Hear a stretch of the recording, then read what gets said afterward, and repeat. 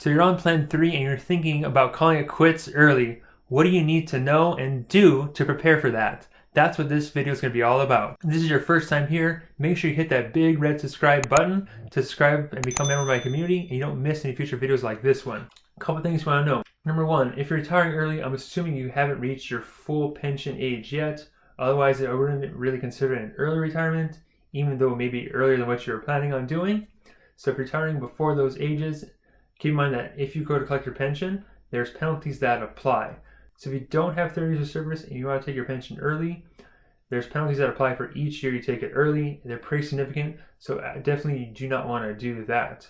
You can always retire and hold off collecting, and there's no penalty for that at all. Now, if you're someone that already has 30 years of service in, but you're not 62 yet, so you're like, 58, 59, 60, and you're like, I don't want to do this anymore, then for you guys, there's still penalties that apply, but they're much, much less and more reasonable. So it's only about 2% to go 1 year early, and it's 5% if you want to go 2 years early, 8% if you want to go 3 years early, and just keep adding 3% onto that until you get to age 55 or a whole 7 years early.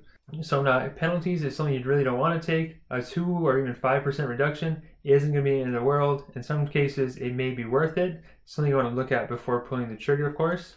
But don't let that word penalty scare you from potentially taking the pension early, because it's going to be a lot better than if you were to take Social Security early, which is the next point. When you're entering retirement early, one of the biggest mistakes I see is people just start drawing their Social Security as soon as possible. They get to 62 and they turn that thing on. Now, while that may be a relief of income, keep in mind that that is a permanent reduction that you're taking on it, and it's often a 25 to 30% hit on what you would have gotten if you're just patient and waited to your full retirement age. If you have to make the choice of taking the pension early or taking Social Security early, you're typically going to be better taking the pension early if you have to. Ideally, I don't want you to touch anything early to get your full retirement benefits. So that's where your retirement savings comes into play. Once you separate service, you have access to your Plan 3 bucket that you've been saving into for all these years. So you can actually tap into that first, and that's what I would probably say to do, is start using that liquid cash you have on hand to get you by and avoid taking any kind of penalties. Now, when it comes to getting some kind of medical coverage for your early retirement, the nice part about Plan 3 is you're not forced to take your pension to qualify to be on the PEB plan. So PEB is the Public Employees Benefits Board. It's basically health insurance for public employees only, so I can't get on it, but you guys can, and you should. Your spouse and even dependents are also eligible for it as well. Now, PEB is going to be your primary provider when you're under age 65. Once you are 65 and get onto Medicare, PEB will become a secondary payer, or Medicare supplements, essentially. And then the cost will reduce as well. And your spouse is also eligible for that. So when you're retiring early, you don't have to take your pension, and you can still get onto the PEB plan. Typically, it's going to be cheaper than anything you can find at AARP or any other healthcare provider out there. Of course, always shop around, but from my experience, PEB is typically the way most people go, and I've heard really no complaints about it. Now, another decision you're going to have to make is, what do I do with my VEBA? What do I do with my unused sick leave?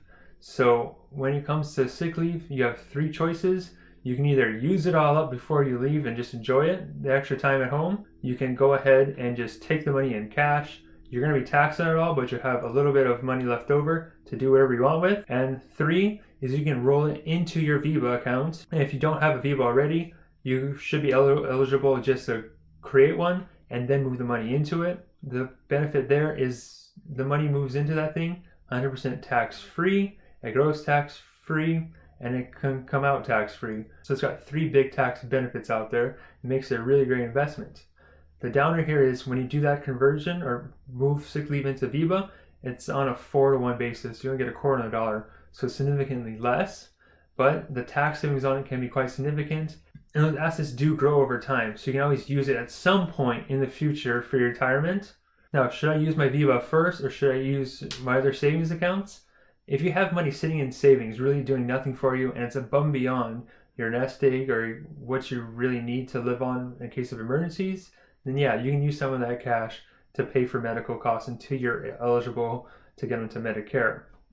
And the reason I say that is savings accounts basically pay nothing anyways, and then you get taxed on any interest you do earn, because I'd rather see you spend on that money that's really not doing much for you anyways, and then let the account with all those tax benefits grow for you over time. If you don't know the exact steps to take in order to retire from your school district, check the video out over here. I'll see you guys next week, and remember that your future depends on what you do today.